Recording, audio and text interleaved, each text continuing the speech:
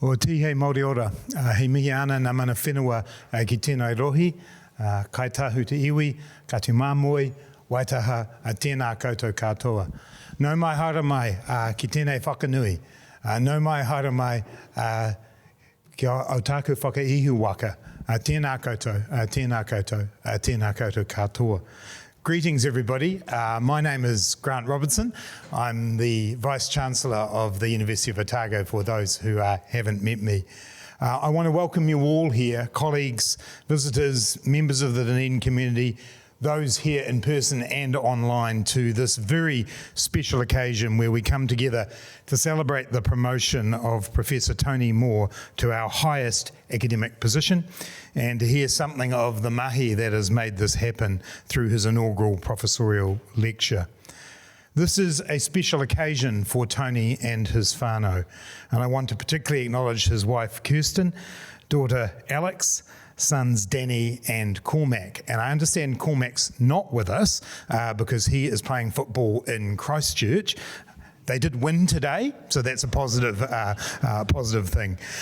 We are also hopefully joined online by Tony's mum, Ava Moore, his sister, Maria Champion, husband, Alan, and their two sons, Thomas and Lewis. Hi, mum, online. Whānau play a huge part in the success of anyone who is working at the highest level in their career. There are many sacrifices, much love and support, and I'd like us now to acknowledge Tony's family for that support.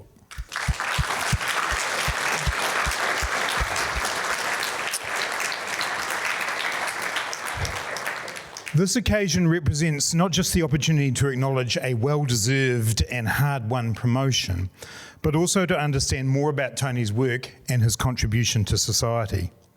As a university, our job is to provide the highest quality research and teaching, and there is no doubt that Tony has done this. He has been recognised nationally and internationally on numerous occasions for his research, and has consistently been well regarded by students for his teaching. Beyond that, universities have a wider role in helping to explain, critique and transform society. And it's in this part of Tony's work that I want to acknowledge him particularly.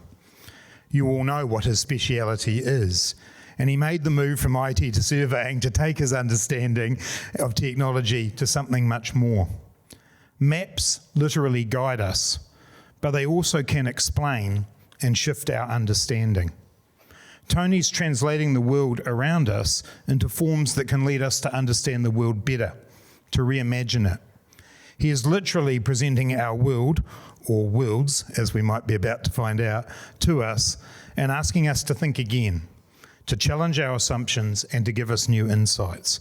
That is the difference that we can make at a university. It requires researchers, teachers and leaders such as Tony to make that a reality. So thank you, Tony, for leading in that way. So in that spirit, again, it is my great pleasure to welcome you all here this evening to the inaugural professorial lecture of Professor Antoni Tony Moore. I will shortly hand over to Professor Richard Barker, Pro-Vice-Chancellor for the Division of Sciences, to more fully introduce Tony. But once again, you are welcome in person and online. Tēnā koutou, tēnā koutou, tēnā koutou katoa.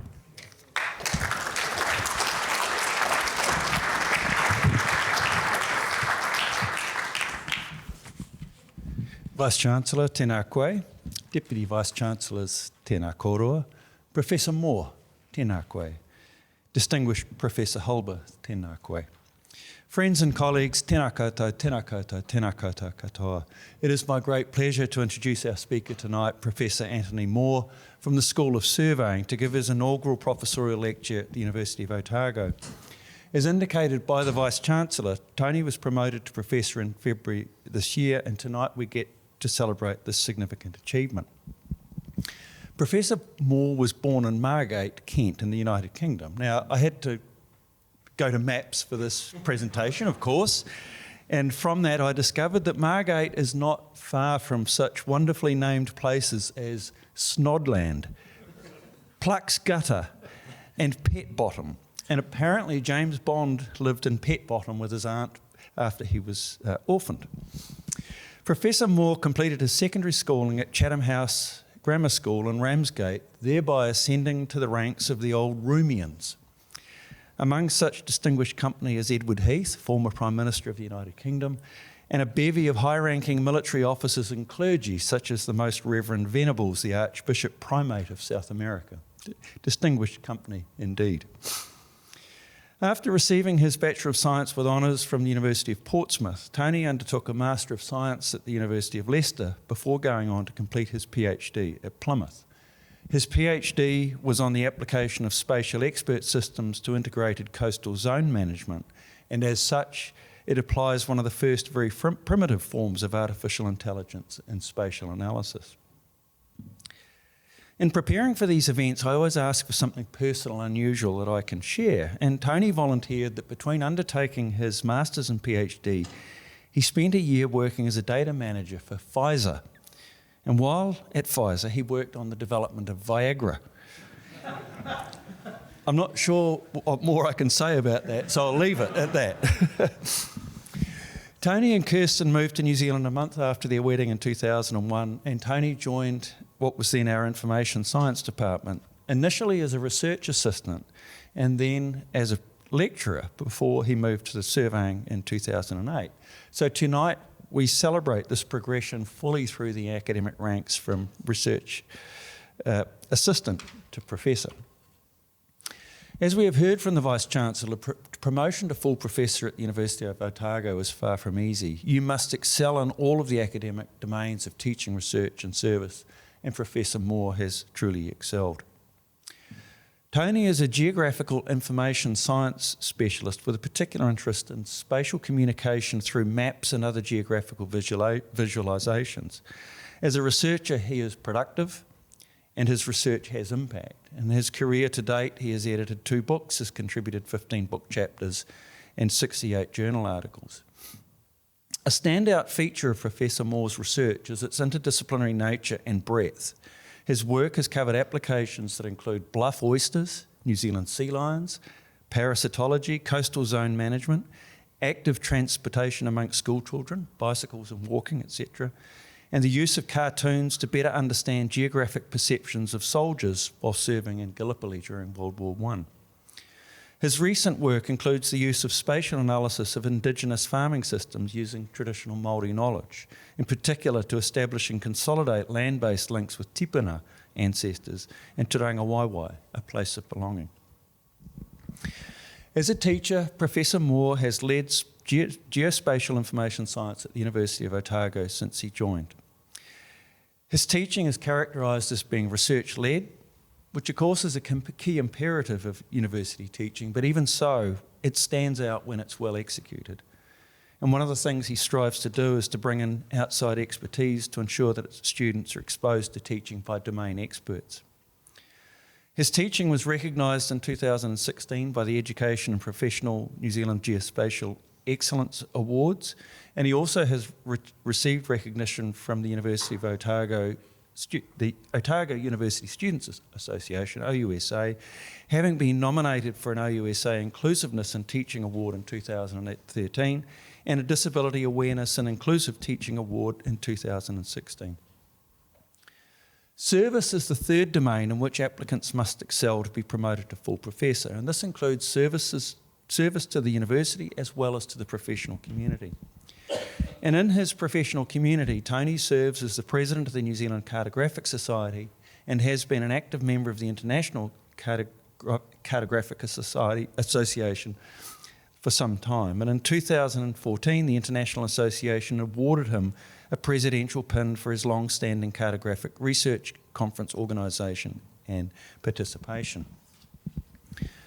His university service reflects the multidisciplinary nature of his research, which has supported applications of GIS technologies in numerous departments across all of the academic divisions of the university. He also has an eye for detail, and this sees him as an important member of the Sciences Standing Committee. And for those in the know, this is a critically important group that do the heavy lifting in regard to academic oversight of the division's teaching programs. But perhaps his most significant service role I've left to last. In the beginning of 2023, Tony took over as the Dean of the School of Surveying. This is our National School of Surveying, and the Dean has the important job of not just overseeing a key department in the division in the university, but also in looking after the interests of the surveying profession in Aotearoa, New Zealand. This task is something that Tony has taken to with his customary calm and consultative manner. Can I offer my personal gratitude for this work? But I think that's enough from me. It's now time to hear from Professor Moore himself. So please join me in welcoming Professor Antoni Moore.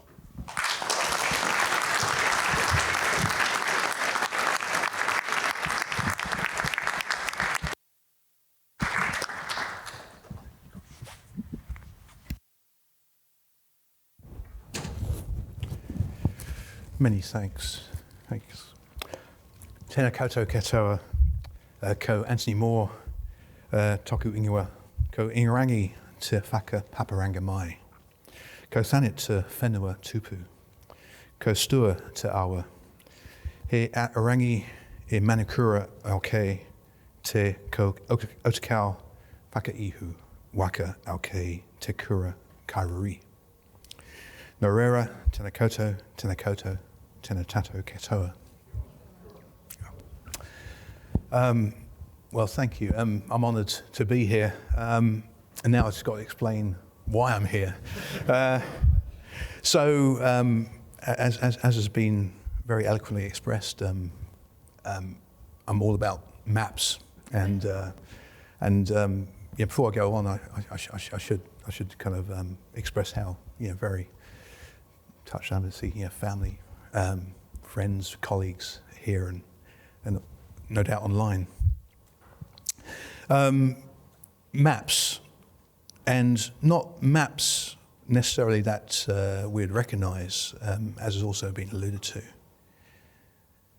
So, inner and outer worlds, you're going to see those.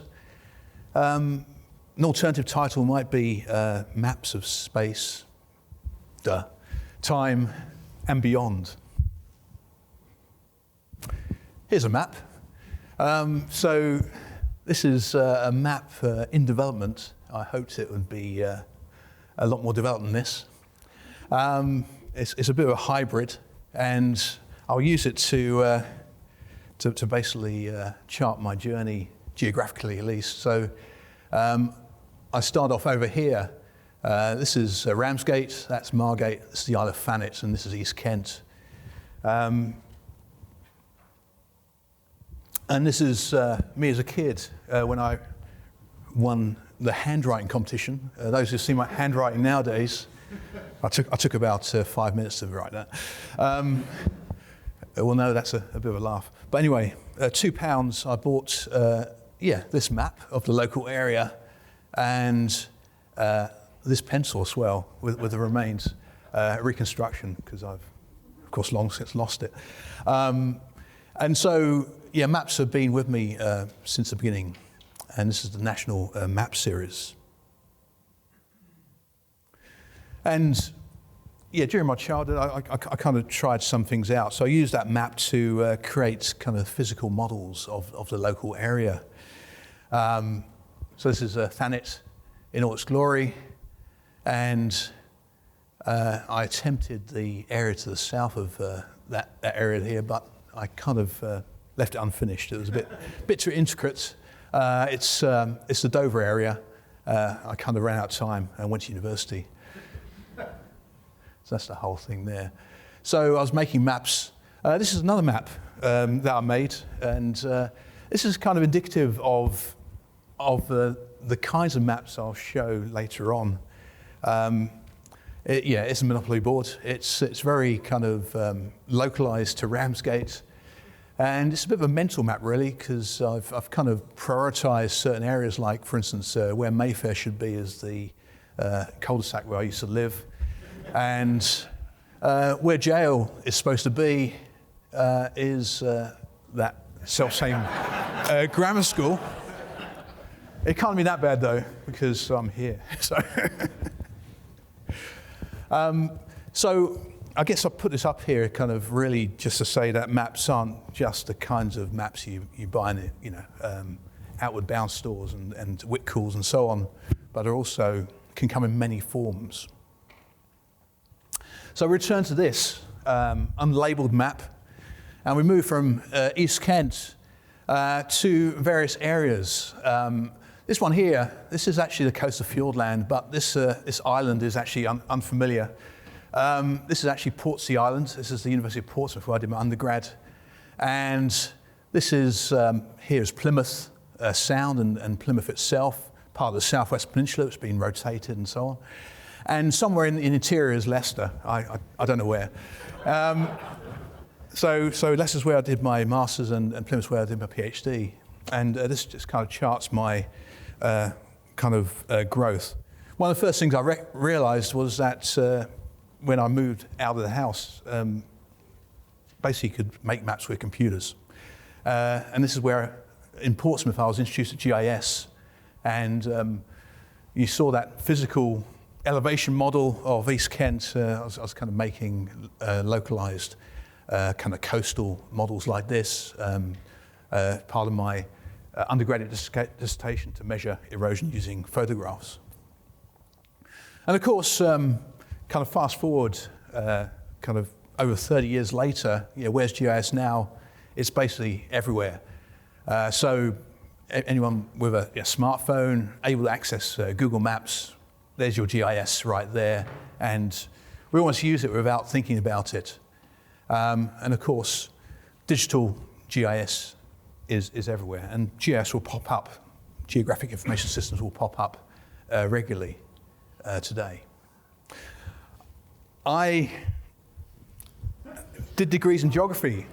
So my journey has been a varied one. So I first came to the information science department, and now I'm in the School of Surveying. I just wanted to outline my place in surveying and my credentials in surveying. This is all coming from the 90s.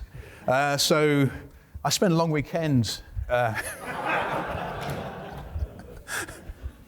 helping my lecturer collect some data in West Wales. That's me there with, I believe is a total station. I did a summer project after my undergrad. I stuck around for a while, helping map this harbour using aerial photographs. And to do that, I kind of went out into the deep mud with kind of newly minted GPS receivers. And for my PhD, I did some more ground control work. Went to the east coast of the UK and collected some points that allowed me to create 3D models like this one here of Holderness, a very rapidly receding coastline. And this is part of that kind of primitive AI-based PhD where I applied expert systems to coastal management. So that's my surveying career there. And then fast forward in 2001, as you've heard, we move to this area here, which is no longer Dungeness in southeast Kent. It's morphed into the Targa Peninsula and Dunedin. And really, kind of to cut a long story short, I kind of spent a while away from my main theme today, which is all about maps, spatial AI and so on. And really, while in Dunedin, it was really encountering this guy, the late Igor Dreczki, University of Auckland then, who really kind of introduced me to the world of New Zealand maps and beyond that to the world of international map making. And is really the kind of propellant behind a lot of what you're going to see today. So there's Igor there, and the kind of products of that society, New Zealand Cartographic Society, newsletters. This is a monograph of previous Dean of Surveying, John Hanna, is his notes on projections and datums of New Zealand. And a few research books and proceedings produced by that society. This is an illustration of the main ICA conference, the ICC, with a few Kiwis representing the country. We've got Igor there with Jeff Aitken, the previous president of the society, and the biennial conference. So this is a bit of an advert, actually. I just wanted to put this up here, really, because really it's put me on the path I find myself on now, just encountering Igor and the society. I want to rewind a bit, just really to explain what the hell these are doing here. I'll be returning to these in a bit. But while in Leicester, I was introduced to deeper computational aspects of geographic information science. In particular, it kind of forced me through computers to look at the world in different ways. And among such revelatory techniques and models as this one here, which renders the world as a octahedron, like this. It might not make much sense when I say it, but there are reasons. The octahedron is actually quite a nice summary of the world. It makes it less curved as well, which is always a lot simpler. And also computationally, it actually makes it easier to store data. And ideas like that fascinated me. So this octahedron with its triangular facets can be subdivided into kind of smaller and smaller triangular facets to basically capture the world at whatever scale is needed. So if you've got Pacific Ocean with not much going on for hundreds of kilometers, then you've got a large triangular facet capturing all that. If you've got somewhere like Auckland where there is basically literally millions of objects to capture, then you can subdivide down to infinitesimally small facets to capture that too. And yeah, it kind of struck a chord with me. And so wherever you see maps, this computational backing is not far behind. Okay. And so we move to an outer world, okay? This is our world, and it actually represents the world if all the ice caps and glaciers melted. So there's some estimates, one from the USGS that says that the sea level will rise 70 meters if that happened. And so I modeled that on a digital elevation model of the world, and this is what we came up with. I put it here because I want to stress that maps are important. Maps are supreme graphical communicators of the most pressing global challenges we encounter. And so while this is hopefully will never happen, and yeah, if it does, it's millions of years away. Yeah, it's up there, kind of just to say that the map is highly effective, and it always has been. It segues into a Marsden project that I'm a PI of at the moment, working with an excellent team, Ivan, Quinn, Greg, Simon, Owen, and others. This is the Strand project, which tries to, with the best sea level rise projections we have today, tries to kind of anticipate and model the effect on property values to the end of the century. And so behind that are these kind of conventional maps. So these are pretty much the only conventional maps you'll see in this presentation. I wanted to start somewhere grounded. And so we got a standard elevation model. You can see how South Dunedin is surrounded by higher ground, the dunes to the south and so on. And next to it is a model representing rateable value, the property and its value that might be lost to the sea. And we're exploring various aspects with particularly the financial modelers, Ivan and Quinn, about what it might mean if, say, the smallest bit of a property is actually flooded. What properties will be affected then? Or perhaps it'll take rather more of the property, actually the building within the property, to be 10% flooded in this case, with a 30 centimetre assumed rise to model the floor of the building. So we are generating lots of maps basically through this project, and you know, I'll wager they are important maps, as they are elsewhere.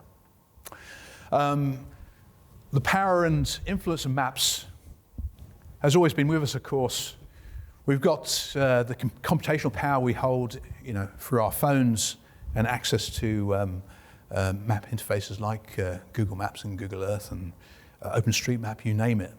But yeah, ever since early maps, this is the Mercator projection, devised, you know, so that navigators can navigate across the sea in a straight line using this map.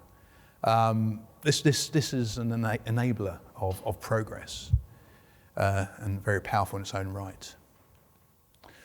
And just to kind of illustrate how maps affect our thinking, why aren't we seeing maps like this? Yeah, why is north up?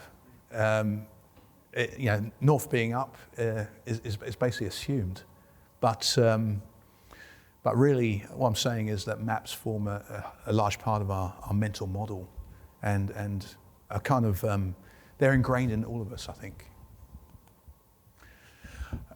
I'm now going to step away from those kind of normal maps. This is something I've been toying with over the last 6 months or so. And in particular, it's really to highlight, you know, one of those global challenges, in that there's a tendency that if you are a small landmass, you get unnoticed, okay? So it's happened throughout history. Before the end, I'll pick on another instance.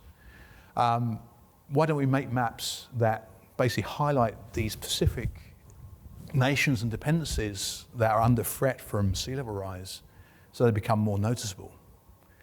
A lot of unfamiliar shapes here, and this kind of effort through what are known as small multiples, so small maps within the whole map, are designed to kind of bring them to public consciousness. Okay, this is a work in progress. You'll see some of our maps are pretty elementary. I'm going to get better data for those, but I'll be working on that over the next couple of months. But really, it's a kind of step away from our normal map. Another step away is a frequent instance, especially in a data-rich age such as this, is that there's too much data to fit into a conventional map. This is from the BEAT study, so Built Environment and Active Transport to School study, which I provided GIS and map support for. And this is the flow map of adolescent high school students and their route to school. And basically, the wider the line, the more students actually travelled along those roads to school. And here we see those schools highlighted: Kings and Queens High School here. We've got the 3 inner city schools, St Hilda's and Columba and so on, up there. But you can see that in these areas that the map gets cluttered.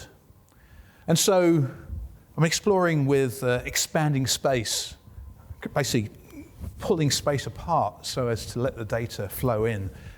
And for my solution, I get inspiration from cartograms. And so in the recent UK elections,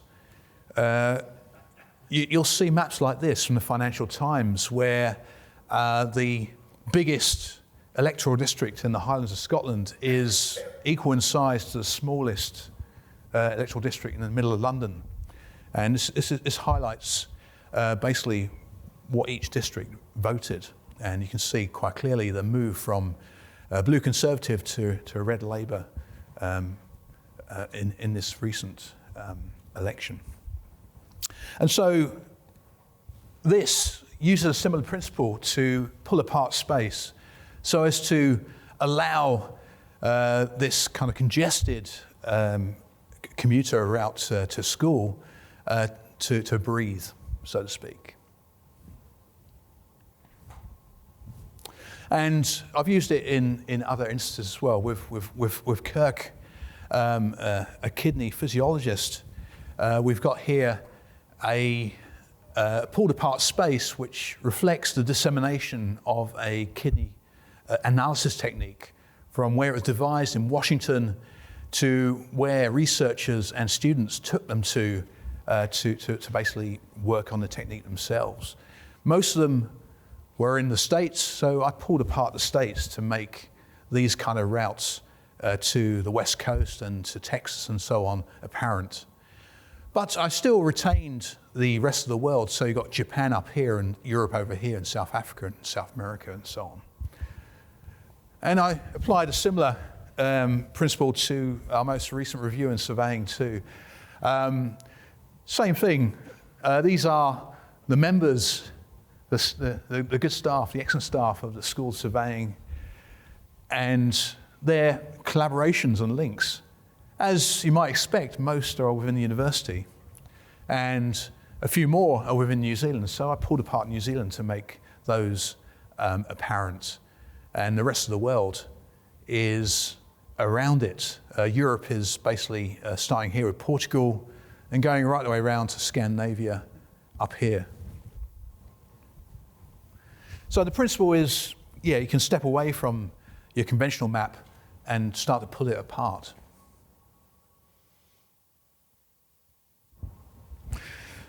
Okay, but space isn't all. What if pulling apart space is not enough? If the data demands something else, what happens? So this is Judy's PhD data here.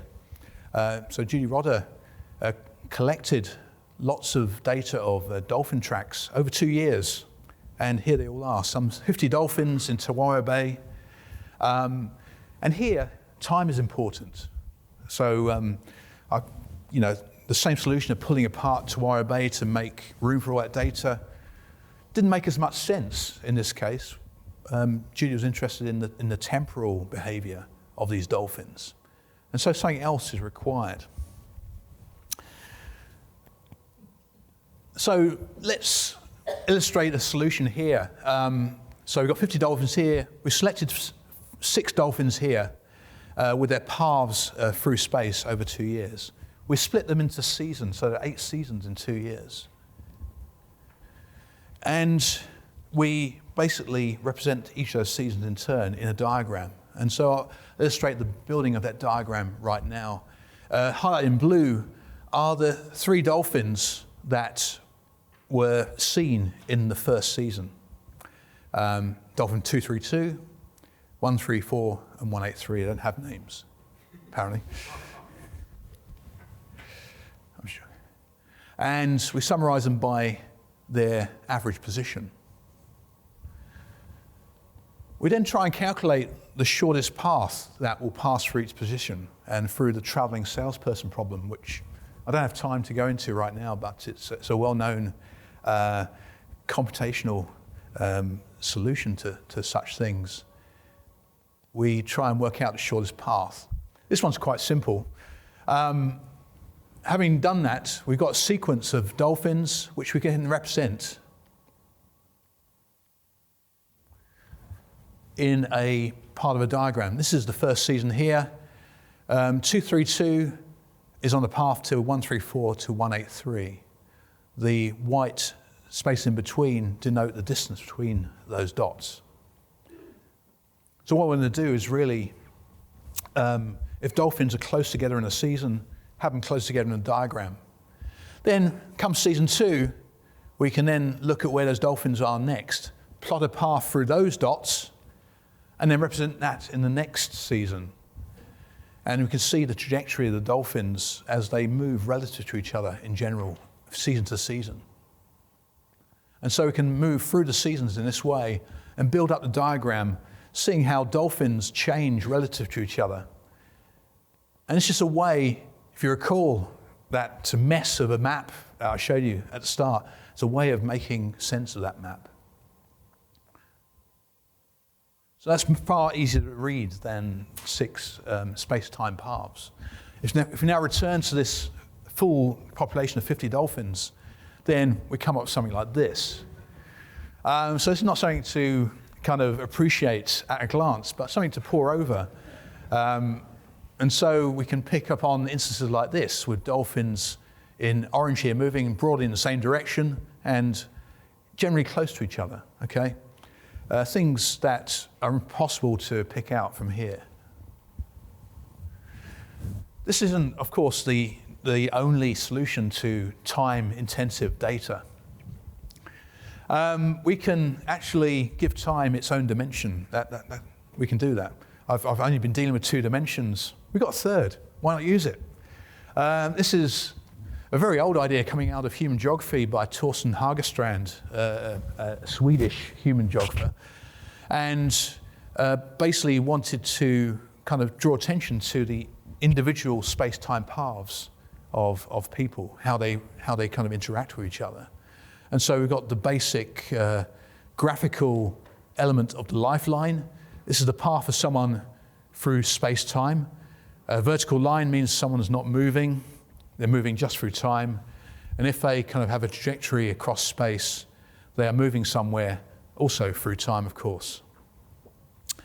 And so we've been playing around with this, and actually the actual project, Peter Wiggum in Information Science was PI of, that got me to New Zealand in the first place before becoming a lecturer, was really applying GIS, and as it turns out, this, to sport and rugby. And basically the space-time paths of the scrum in this case being transported into a 3D environment.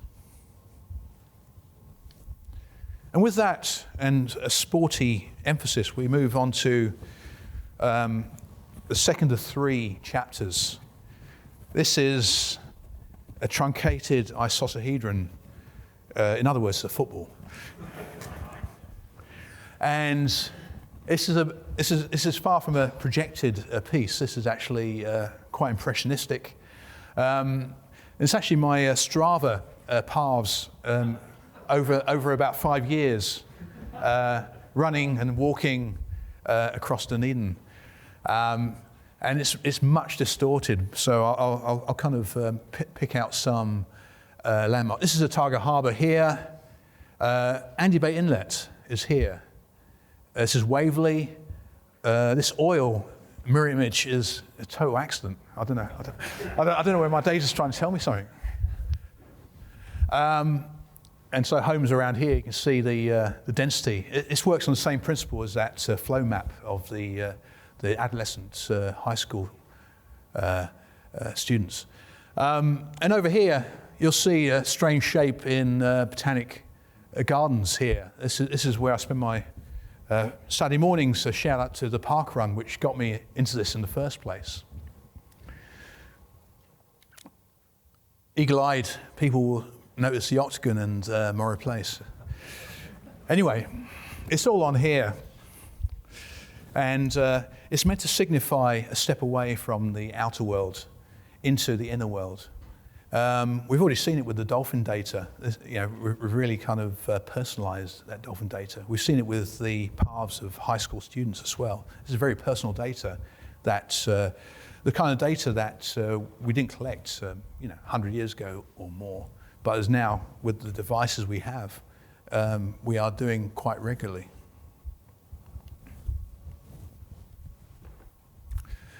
So, we're kind of going into the more human world, and here we are still with the map,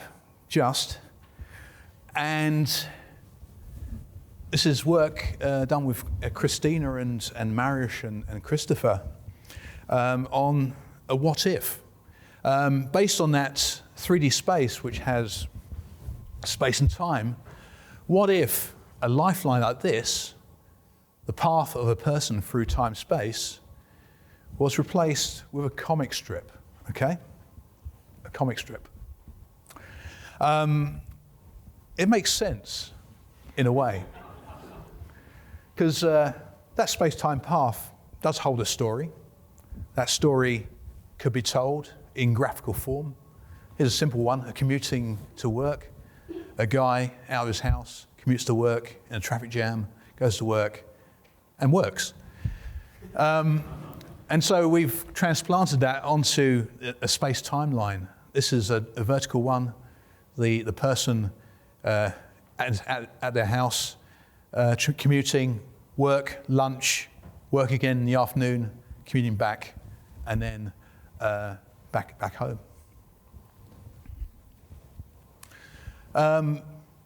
This is a photo strip, beloved of 80s comics that I grew up with.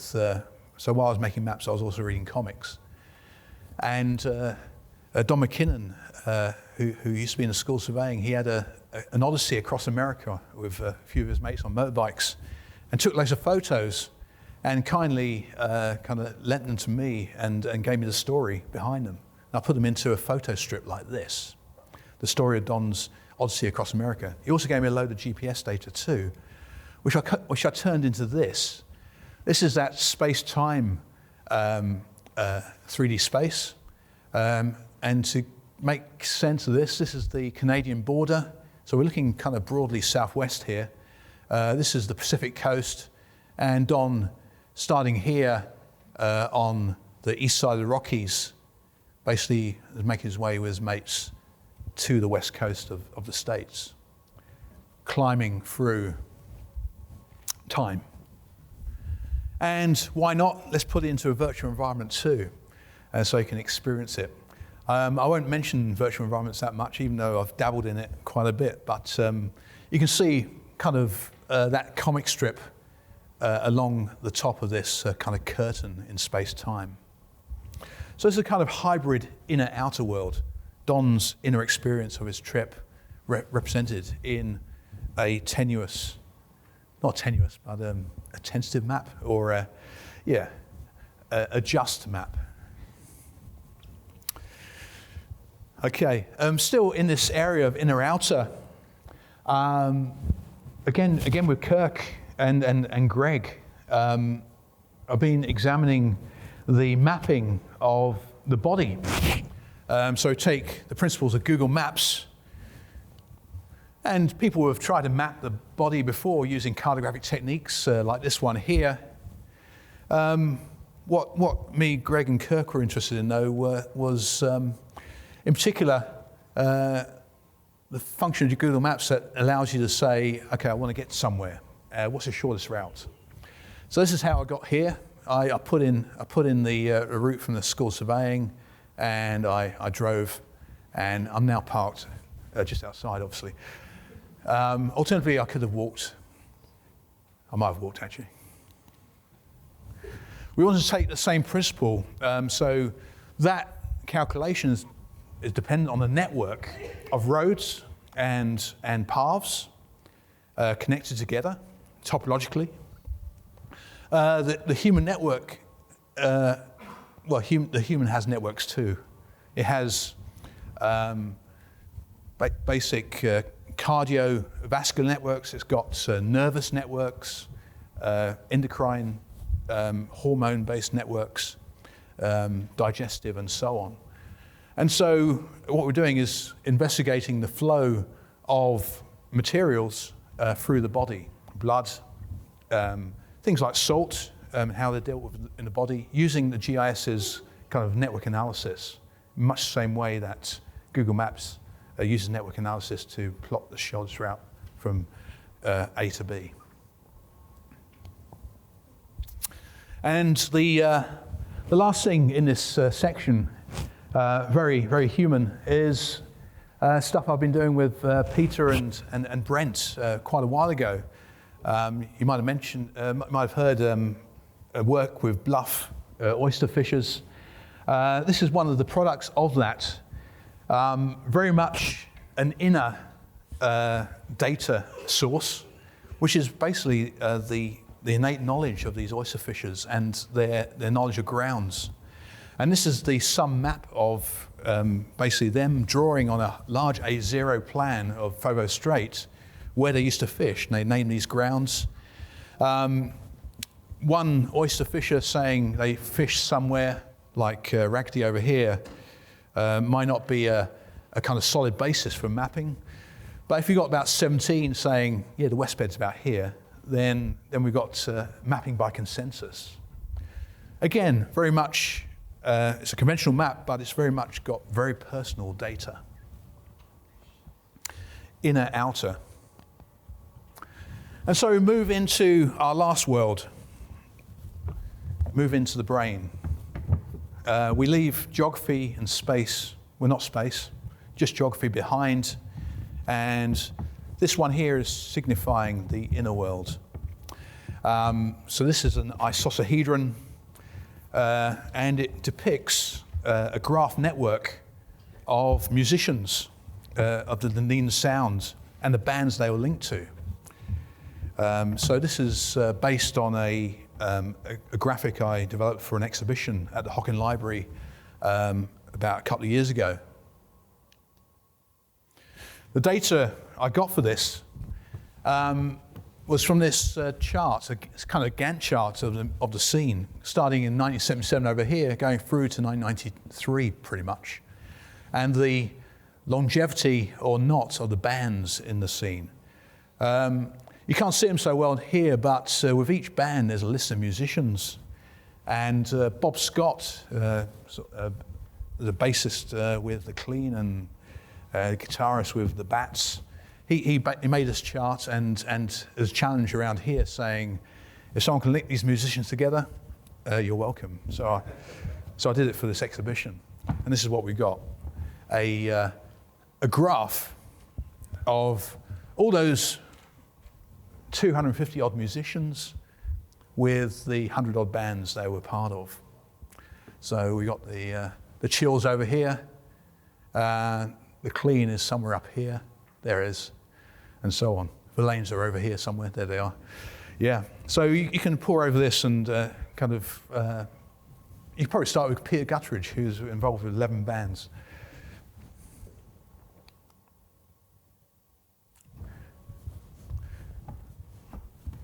And some of the work I've been doing with Igor, and I'm finishing off, is applying the same kind of graph technique to the National Map Collection at the Alexander Turnbull Library, where Igor was map curator.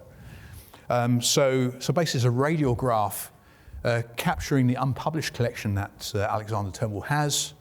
And this is scale-based. In the middle here, we've got basically a circle proportional to the number of maps in New Zealand, covering the entire country.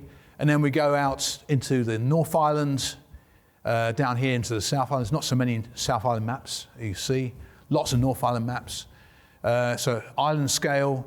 Then we go into basically regional and broad city province scale. Then we go to the cities and towns themselves. And then, particularly in Wellington, we move to basically every single Wellington suburb over here. So you might argue that these are really diagrams and not maps per se. I'd beg to differ. They're a map of a kind. But a more robust answer to that is there is a mapping technique, a true mapping technique, where you can take non-spatial or non-geographic data and convert it into something in a 2D map. It goes through a process called spatialization, where you can start off with very kind of simple data. This is basically 6 projects, could be work projects, and they have a kind of attribute like duration or difficulty. And these are attributes that can be kind of put into geometric variables like height and area to create a space. And that's exactly what's going on here. 6 projects create 6 spaces. Time of the project's area, difficulty is height, and roughness is basically the amount of certainty associated with the project. Having divided our space into 6, we can then create very simple hills, in inverted commas, and then add the kind of roughness. And so this technique has been applied to the surveying curriculum. So basically you can go on the website and see what we do in the School of Surveying. It's in the second year, or you can see the map. It's a kind of nice, gentle way in. Basically, the peaks in the map are the kind of areas where there is kind of more difficulty, more uncertainty. Exams, in other words.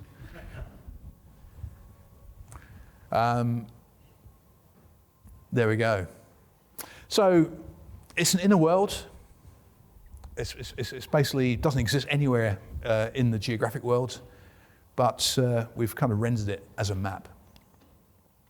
Returning to this is something I want to do with our graph of musicians and bands. Perhaps taking a map at a time. One of my favourite maps, National Map Series, is one.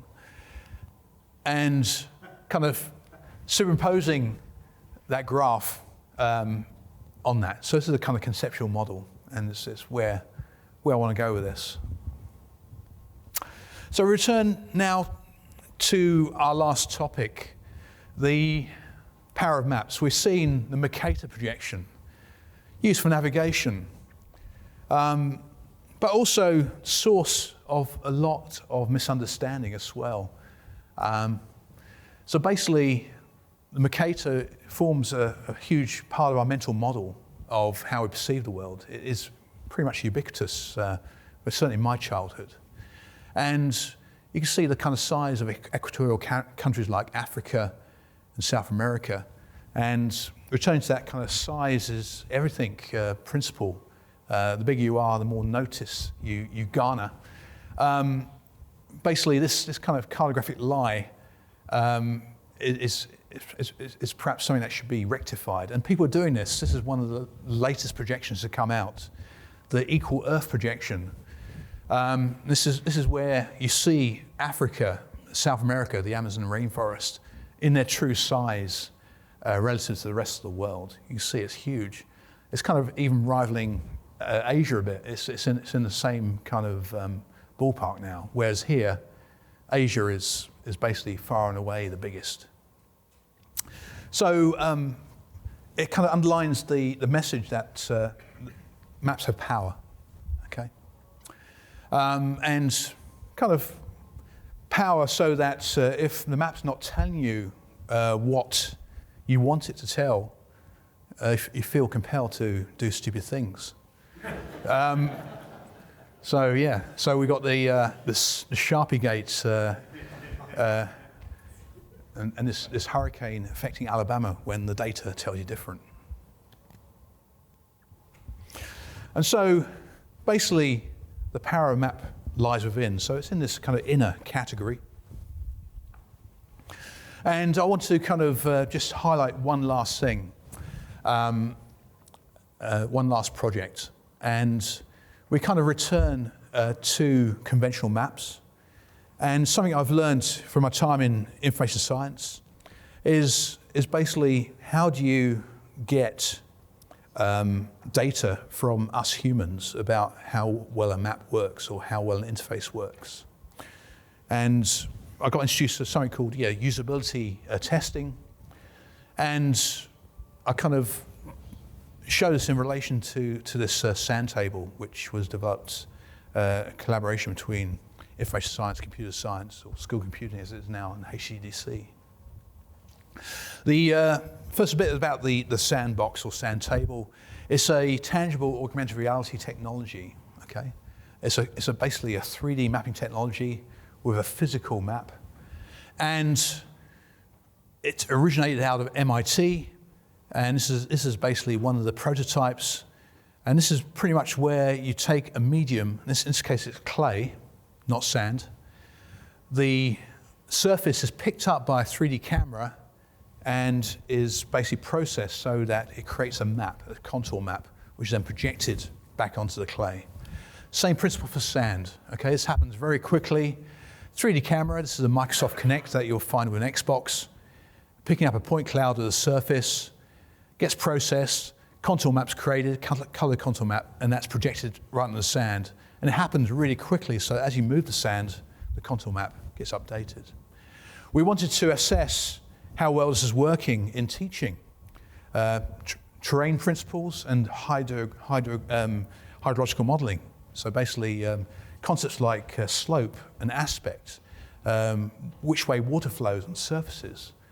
We teach this using GIS, that software package, but how well does the sandbox do? To answer that question, we have to kind of go inner. And so we pitted the sand table versus the GIS. So we've got a sand table surface here. We did some tests, like got some participants in. They did tests. They said, where's the highest point on this surface? Where's the lowest point? Steepest slope. Point to a place on the surface. Which way would water flow if it was let loose on that surface, and so on. And they gave their answers in both environments.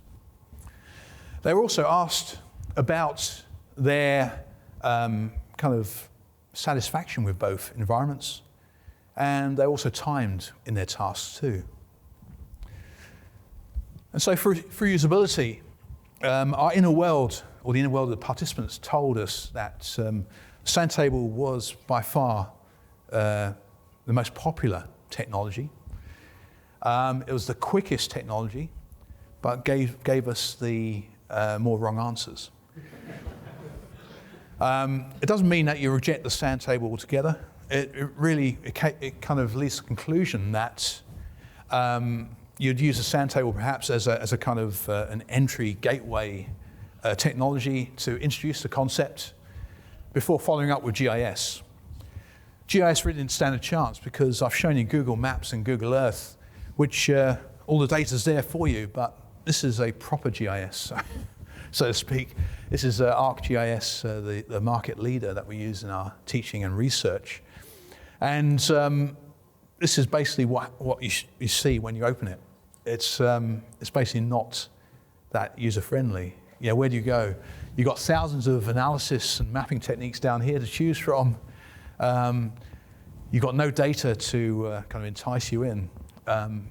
Basically, it's a blank canvas, not kind of amenable to our inner world, not like the sand table is. Anyway, that's a bit of an insight, delving into the inner world to get insights about our maps and technologies. So, in summary, it's a bit of a specific journey through my experience so far of this life, of this working life, and my love of maps. And basically, what I've covered is our outer, our hybrid, and our inner worlds. We've seen maps that cover phenomena in space, time, and beyond. We've seen through the various examples the art, science, and technology of mapping, which is exactly the definition of cartography. And we've seen how maps can be many things. And so this is really what I've learnt. Some things occurred to me later on, and other things I knew from the start. This is something that occurs to me after 20 years or 30 years mapping. You can map anything. Okay, so hopefully I've illustrated that through a few examples. Another thing that I've kind of grown to realize, and I think it's part of our consciousness, is that maps increasingly are covering human existence, basically all of our activities, as well as the traditional physical maps. Not so apparent like 30 years ago, but especially now with the data being collected. I want to stress, and this is something I knew from the start, maps are important. Hopefully, you'll get a sense of why I find maps fun. Hopefully, you'll find them fun too, and you already do. And Did I say maps are important? So, through the journey, many people to thank. We're talking about, supervisors, teachers, students, of course, collaborators, friends, colleagues. A lot of you are here. I'm really touched, and thank you all. I couldn't have done this without all of you. Thanks very much. Ngā mihi nui.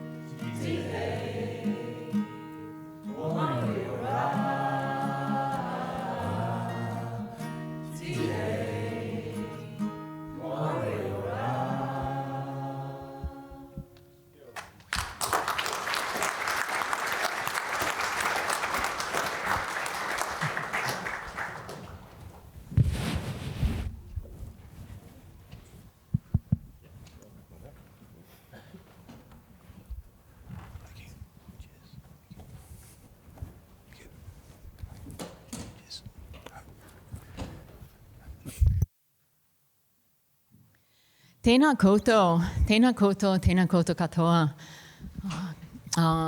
Ko Christina Holba, tōku ingoa, he ahorangi aho mo te kura kairuri. Po Mārie e te whānau. Good evening, everybody. My name is Christina Holba. I'm a colleague of Tony's in the School of Surveying, and my job here is to wrap this up. He kotuku reirenga tahi. The white heron flies once. Now, when you walked into this room this evening, you knew what to expect. The IPL is a genre talk, right? We know that we're going to hear about how hard it is, the challenge in becoming a professor at Ōtako Whakaihu Waka. We know we're going to hear a readout of some key facts and figures from the portfolio that made the case for the promotion. And we're going to gain some insight into the new professor, what motivates them to get up and do it again every day, their pathway, the people and places that mattered along that journey. He ahakoa, he kotuku reirenga tahi. Nevertheless, every IPL is as unique as the person who gives it. And when you leave this room tonight, you'll take something new with you, some new facts that you'll share with somebody tomorrow, next week, maybe years from now. A story to tell to somebody who wasn't fortunate enough to be here with us tonight. He kotuku reirenga tahi. The white heron flies once. So what is it that you are going to take away from this talk tonight? There's a challenge here, right? There are, I think, actually 3 challenges. Te wero tuatahi, the first challenge, that was to Dr. Antoni Moore. Here's your PhD. What are you going to go and do with it? The second challenge, that was to Professor Tony Moore. Now, please condense that down to about 45 minutes. The third challenge, that's to all of us. What are we going to pick up? What are we going to take out into the world from the speech that we've heard tonight? Now, I've been a lecturer for a long time. I know that that challenge has been received as a purely rhetorical one. I'm not expecting you to respond. I will expect that later, so prepare yourselves. What have I taken away? What am I going to carry out of this room? The power of the pencil, right? The importance of childhood interests and supporting those and carrying those forward at every age. We've learned that maps are a lot more than mathematical transforms from the 3D world onto the 2D plane. Now, those maps were helpful in some cases. We certainly heard that. But we're sort of drowning in those maps, right? They were on the phone. Even if you turn off location services, the map follows you wherever you go. You cannot escape it. And I think there's a conversation happening in cartography these days about that situation, about the fact that anybody can turn on the computer, start up some software, push a button, and make a map. Where does that leave the cartographer? Where's the theory? Where's the grounding? Well, I'll tell you where it is. It's right here in the university. Right? We defend the theory, we challenge the theory, we transform the theory. That's what we do. That's what Professor Tony Moore does every day. He does that as a teacher at both the most entry level of all and at that postgraduate level. That's what he does as a researcher.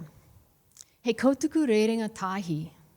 There is nobody else who can do the work that he does the way he does, to carry cartography forward, to carry the discipline forward. So if we think about Tony's work, what have we seen? We've got these shapes, right? We had a little tour through 2 of the Platonic solids. We've got the octahedron, the isosahedron. What do those 2 shapes have in common? Okay, this isn't one of the rhetorical questions. I'm trying to help you. I've only got one hand free. Triangles, what kind of triangles?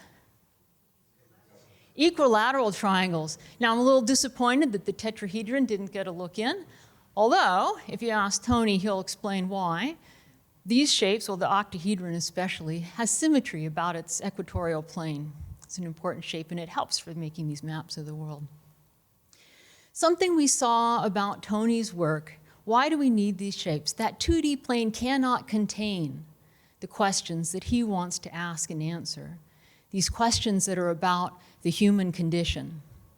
We saw as well that the regular shape of the Platonic solid, all those facets are exactly the same. That couldn't contain it either. That's not the way the world is. So what did he do?